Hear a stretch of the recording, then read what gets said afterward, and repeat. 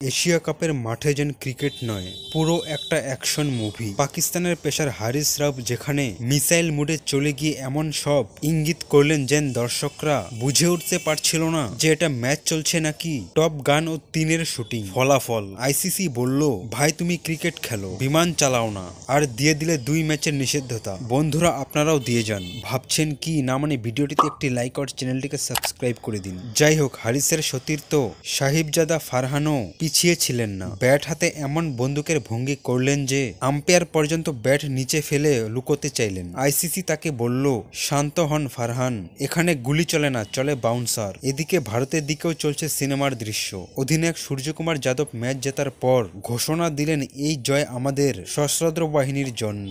Pakistan cricket board শুনে বলল, কি ভাই, মাঠে ক্রিকেট নাকি কারগিল পার্ট 2 চলছে। আইসিসি তখন গভীর মুখে সূর্যকে 30% ফি জরিমানা করে দিল।